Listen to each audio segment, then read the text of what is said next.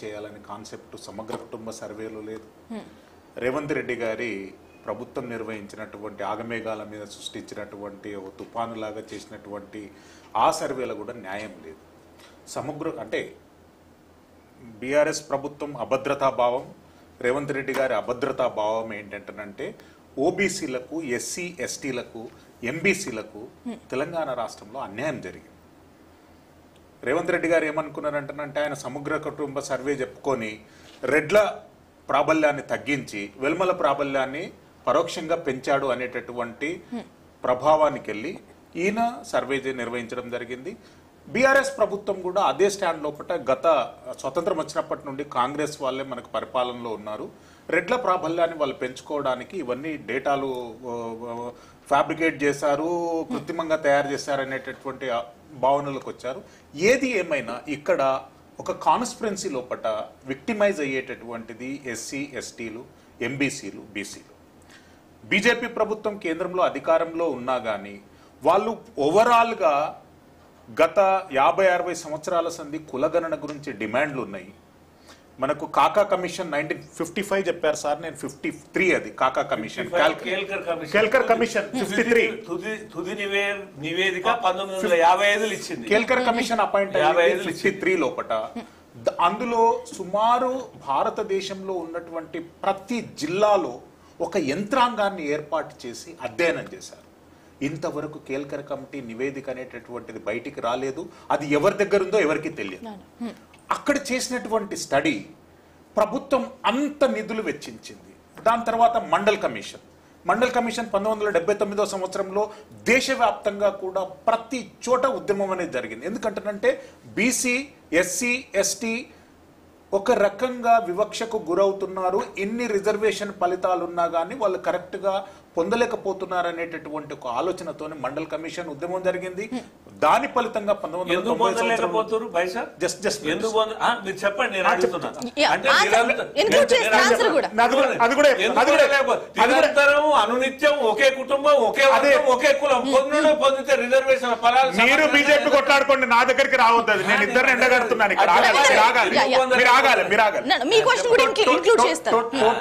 Total గా ఏవైతే అధ్యయనాలు జరిగినాయో ఆ అధ్యయనాలు అనేది బుట్టదాఖలయ్యింది. తర్వాత 1993 సంవత్సరంలో నేషనల్ కమిషన్ ఫర్ బీసీ గురించి ఎన్సీబీసీ కమిషన్ ఒకటి ఏర్పాటు చేశారు. వాళ్ళు కూడా సుదీర్ఘంగా కలెక్టర్లతో ప్యారలర్గా మండల స్థాయిలో వెళ్ళి అధ్యయనం చేశారు. వాళ్ళ నివేదిక బయటికి రాలేదు. ప్రభుత్వాలకు వ్యతిరేకంగా ప్రజలలో పెరుగుతున్నటువంటి అసహనాన్ని ఓబీసీలు ప్రభుత్వానికి ఏడ వ్యతిరేకత అవుతారు అంటని చెప్పి రీసెంట్లీ జస్టిస్ రోహిణితో ఒక కమిషన్ ఏర్పాటు చేశారు, పర్టికులర్లీ బీసీల గురించి. ఓవరాల్ గా ప్రభుత్వాలు వాళ్ళ పరిపాలన కొనసాగిస్తున్నారు, విక్టిమైజ్ అయ్యేటటువంటి బాధ్యత మాత్రం ఎస్సీ, ఎస్టీ, ఎంబీసీ, బీసీలు వహిస్తున్నారు. అసలు ఎవరు అడిగారు ఈఎస్డబ్ల్యూ రిజర్వేషన్ గురించి? Bharatiya Janata party, National Democratic Alliance లో ఉన్నటువంటి పార్టీ అంటే ఎకనామికల్లీ వీకర్ సెక్షన్ల గురించి 10% రిజర్వేషన్లు కేటాయించారు. మళ్ళీ ఎవరి నుండి తీసుకున్నారు? అది ఎక్కడి నుండి కోట అలాట్ అయ్యింది? మీకు కాన్స్టిట్యూషనల్ అమెండ్మెంట్ 103 కాన్స్టిట్యూషనల్ అమెండ్మెంట్ తోని దాన్ని ఇన్సర్ట్ చేశారు. మీకు అవసరం అంటే నిమ్న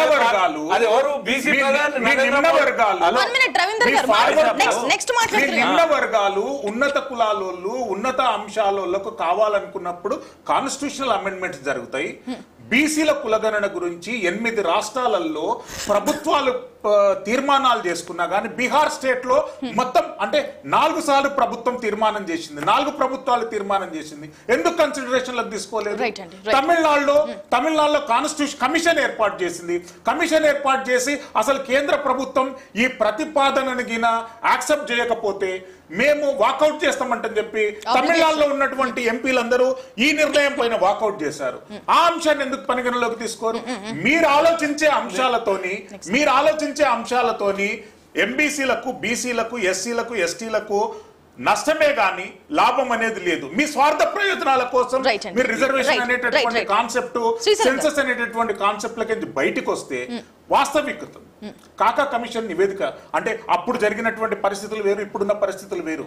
కాకా కమిషన్ ఒక 70 సంవత్సరాల క్రితము, ఒక 65 సంవత్సరాల క్రితం ఇచ్చినటువంటి పరిస్థితులకు ఇప్పటికీ బీసీలు డెవలప్ కావచ్చు, ఎస్సీలకు డెవలప్ కావచ్చు, ఎస్టీలకు డెవలప్ కావచ్చు, అయినా కానీ ఇంకా ఒరిస్సా లాంటి రాష్ట్రాలలో ఇప్పటికీ 6 నెలలు తిండి దొరకక ముక్కలు అంటే భూమిలో దొరికేటటువంటి గడ్డలు తిని బతుకుతున్నటువంటి జిల్లాలు ఒరిస్సాలో ఉన్నాయి, జార్ఖండ్ లో ఉన్నాయి, బీహార్ లో ఉన్నాయి, ఎన్నో దేశంలో ఎన్నో ప్రాంతాలలో ఉన్నాయి. వాటి మీద మీరు ఏం అధ్యయనం ఇస్తారు?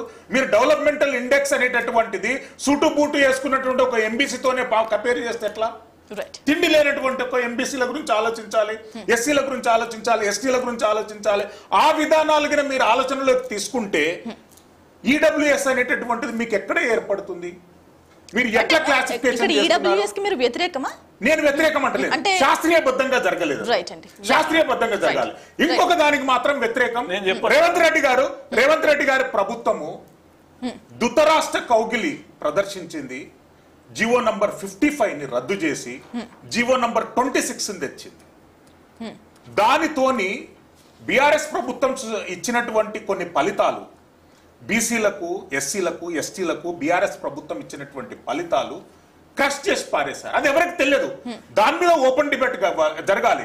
జీవో నంబర్ 26 తోని ఈబీసీలు అంటే వాళ్ళ కమ్యూనిటీ, రెడ్డి సామాజిక వర్గానికి చెందినటువంటి వాళ్ళు ఎంతమంది గ్రూప్ 1 ఆఫీసర్స్ గా రిక్రూట్ అవుతున్నారు, ఎంతమంది గ్రూప్ 2 ఆఫీసర్స్ గా రిక్రూట్ అవుతున్నారు, ఎంతమంది గ్రేడ్ 4 ఆఫీసర్స్ గా రిక్రూట్ అవుతున్నారు అంటారంటే ఇండెక్స్ తీసుకుంటే మీకు బీసీలకు, ఎంబీసీలకు, ఎస్సీలకు, ఎస్టీలకు అనేటటువంటి కేటాయించినటువంటి దాంతో వాళ్ళకి డబల్ వస్తుంది. చర్చ జరగాలి ఓపెన్. ఇప్పుడు సుమారు 8 రిట్ పిటిషన్లు హైకోర్టులో పడ్డాయి. హైకోర్టులో దాని మీద కన్సిడరేషన్. ఇప్పుడు ఎవరు అడిగారు ఈడబ్ల్యూఎస్ రిజర్వేషన్లు అంటే, ఈడబ్ల్యూఎస్ రిజర్వేషన్లు కూడా కాన్స్టిట్యూషన్ ప్రకారంగానే వచ్చినాయి. ఈయన అడుగుతుంది ఏంటంటే, మీరు కావాలి అనుకుంటే ఈడబ్ల్యూఎస్ లాంటి రిజర్వేషన్స్ తీసుకొస్తారు 10%, కానీ ఇక్కడ ఏవైతే జనాభా దామాషా ప్రకారమో లేదంటే ఇతర లెక్కల ప్రకారమో ఏవైతే బీసీలకు కావాల్సిన రిజర్వేషన్ ఎందుకు ఇవ్వట్లేదు? రైట్, వాళ్ళు అడిగేది ఇప్పుడు అసలు వారికి అర్థం కావాల్సిందంటే, ఈడబ్ల్యూఎస్ అంటే రిజర్వేషన్లు అంటే అవి కులాలకు కాదు, అగ్రకులాలకు కాదు, ఎకనామికల్లీ వీకర్ సెక్షన్ అంటే ఆర్థికంగా వెనుకబడిన వర్గాలకు. ఇవి కూడా ఎస్ఆర్ సిన్హా కమిషను యావత్ భారతదేశం తిరిగి మొత్తం ఆర్థిక స్థితిగతులను అధ్యయనం చేసిన తర్వాత కేంద్ర ప్రభుత్వానికి సిఫారసు చేస్తే 103 రాజ్యాంగ సవరణ ద్వారా అది ఉభయ చట్టాలు ఆమోదం చేసి తీసినటువంటి చట్టం. దాని మీద కూడా అనేకమైనటువంటి వివాదాలు, వాద్యాలు కోర్టులు నడిచినాయి. సుప్రీంకోర్టు కూడా తుది తీర్పు ఏమి ఇచ్చిందంటే, ఇది న్యాయమైంది, న్యాయసమ్మతమైంది, ఈ ఎకనామికల్ వీకర్ సెక్షన్స్ కు రిజర్వేషన్లు ఇవ్వాల్సిందే అని అన్నాడు, అని చెప్పడం జరిగింది. అయితే ఇక్కడ అర్థం చేసుకోవాల్సింది ఏంటంటే, యావత్ భారతదేశంలో కూడా మీరు అనుకున్నటువంటి అగ్రకులాలే అనుకోండి 30% జనాభా ఉన్నారు, 10% ఇచ్చారు రిజర్వేషన్లు. అది కూడా ఎవరికి ఇచ్చారు? ఎకనామికల్లీ